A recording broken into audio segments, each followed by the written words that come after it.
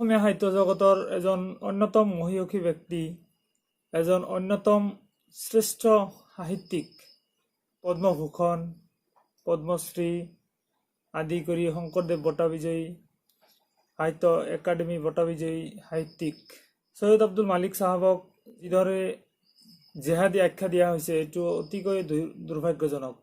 আৰু যিজন মানুহে মালিক চাহাবক তেনেকৈ ক'ব পাৰিছে তেওঁক মই আচলতে তেওঁৰ নামটো মই নলওঁ। অসমীয়া ভাষা সাহিত্যলৈ মালিক চাহাবৰ যিখিনি অৱদান সেইখিনি হয়তো অন্য কোনো সাহিত্যিকৰ দখলত নাই।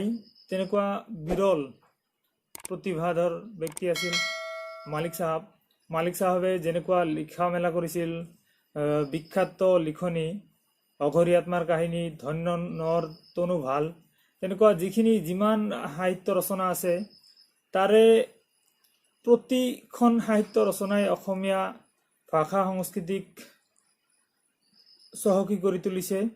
প্ৰতিখন সাহিত্য ৰচনাই আজিৰ প্ৰজন্মই স্কুল কলেজত পঢ়ি আছে।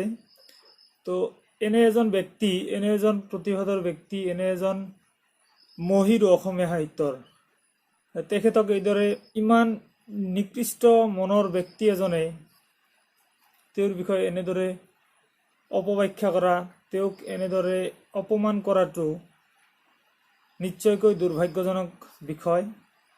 আৰু ইয়াত আটাইতকৈ দুৰ্ভাগ্যজনক বিষয় এইটোৱে যে আজিও এই ক্ষেত্ৰত চৰকাৰ নিৰ্লিপ্ত, প্ৰশাসন নিৰ্লিপ্ত।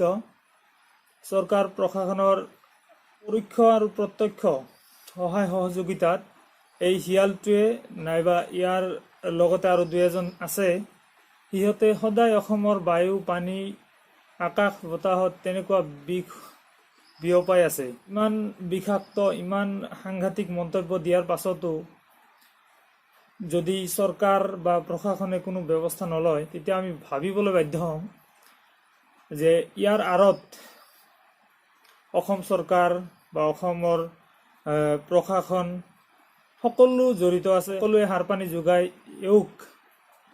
এওঁৰ দৰে যিখিনি অপদাৰ্থ অসমত আছে সেইসকলে অসমৰ বিভিন্ন ভাষা জনগোষ্ঠীৰ মানুহক ভাগ ভাগ কৰি ৰাজনীতি কৰিব বিচাৰিছে।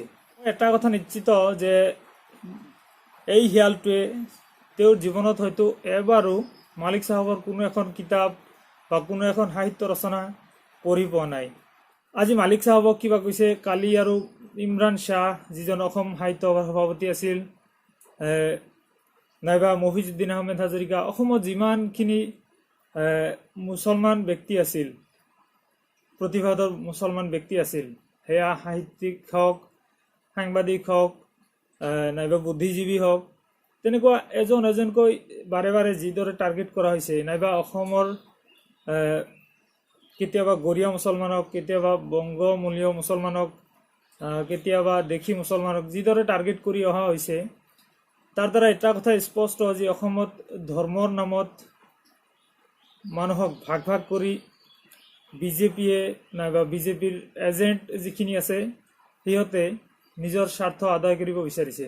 আৰু তাৰ জাষ্ট স্প'ক্স পাৰ্চন হিচাপে কাম কৰি আছে এই শিয়ালটোৱে আৰু ইয়াৰ সাংগু পাংগুখিনিয়ে। আৰু এইটো খুবেই দুৰ্ভাগ্যজনক যে অসমৰ বৃহৎ সংখ্যক জনগণ এই শিয়ালটোক নীৰৱে সহ্য কৰি আছে। তেওঁৰ বিৰুদ্ধে কোনো পদক্ষেপ, কোনো প্ৰতিবাদ যিদৰে হ'ব লগা আছিল, যিদৰে হ'ব বুলি আমি আশা কৰিছিলোঁ, তেনেকুৱা প্ৰতিবাদ কেতিয়াও দেখা নাই। আশা কৰোঁ এইবাৰ অন্তত কিবা এটা দেখিবলৈ পাম এওঁৰ বিৰুদ্ধে।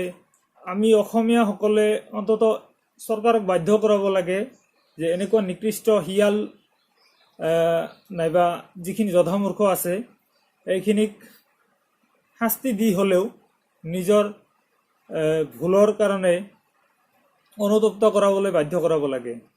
এটা কথা বুজি নাপাওঁ, আজিৰ অসমীয়াৰ সমস্যাটো বহুত আচলতে অসমৰ সংবাদ মাধ্যমে বাৰে বাৰে মিছা অপব্যাখ্যা কৰি যিদৰে লাঞ্ছিত বঞ্চিত কৰি আছে, তাতো বুজন সংখ্যক বা গৰিষ্ঠ সংখ্যকে নীৰৱে সহ্য কৰি আছে, নাইবা নীৰৱে সমৰ্থন কৰি থাকে। কেতিয়াবা এই সম্প্ৰদায়টোক ভাষাৰ নামত, কেতিয়াবা ধৰ্মৰ নামত বা কেতিয়াবা সাজ পোছাকৰ নামত যিদৰে নিৰ্মমভাৱে প্ৰতিদিন হত্যা কৰি অহা হৈছে, প্ৰতিদিন আঘাত দি অহা হৈছে বা প্ৰতিদিন এইখিনি মানুহক বাৰে বাৰে অসমৰ বোজা হিচাপে দেখুৱাই অহা হৈছে, তাৰে পৰা এটা কথা স্পষ্ট যে অসমৰ গৰিষ্ঠ সংখ্যক মানুহেও ইয়াত পৰোক্ষ আৰু প্ৰত্যক্ষভাৱে সমৰ্থন জনাই আহিছে। আশা কৰোঁ এতিয়া হিন্দু মুছলমান এক হৈ হিন্দু মুছলমানৰ নামত যিখিনি বিভাজন কৰিবলৈ চেষ্টা কৰিছিল, এইখিনিক আমি ব্যৰ্থ কৰি মালিক চাহাবক যিখিনি অপমান কৰিলে, মালিক চাহাবৰ দৰে আগতো ভৱিষ্যতো যে তেনেকুৱা নকৰিব তাৰো কোনো গেৰাণ্টি নাই। গতিকে মালিক চাহাবক যিদৰে অপমান কৰিলে, যিদৰে জেহাদী আখ্যা দিব পাৰিলে, তেনেকুৱা নিকৃষ্ট মানসিকতাৰ ব্যক্তিসকলক অসমত নিষিদ্ধ কৰক, নাইবা অসমৰ ৰাজনীতিত নিষিদ্ধ কৰক আৰু ইয়াৰ কঠোৰতম শাস্তি দিয়াৰ ব্যৱস্থা কৰক অসমৰ ৰাইজে। নহ'লে অসমৰ যিখিনি প্ৰতিভাধৰ ব্যক্তি আছিল, এজন এজনকৈ সকলোৱে এইদৰে আক্ৰমণৰ বলি হ'ব আৰু আমি হিন্দু মুছলমানৰ নামত ভাগ ভাগ কৰি কৰি শেষত অসমীয়াৰ যিখিনি মান সন্মান আছিল এইখিনিও মাটি হৈ যাব নিমিষতে। আপোনালোকে যিখিনি ইছলামোফবিক নাইবা জেনোফবিক যিখিনি মাইণ্ডছেট আছে সেইখিনিৰ পৰা অলপ আঁতৰি আহি এই ক্ষেত্ৰত অন্তত মালিক চাহাবক সমৰ্থন কৰক। এজন সাহিত্যিক হিচাপে, এজন অসমীয়া হিচাপে, এজন সচেতন ব্যক্তি হিচাপে আপুনি এই ক্ষেত্ৰত এই হিয়ালটোক আৰু ইয়াৰ যিখিনি সাংগু পাংগু আছে সেই আটাইবোৰক বহিষ্কাৰ কৰক।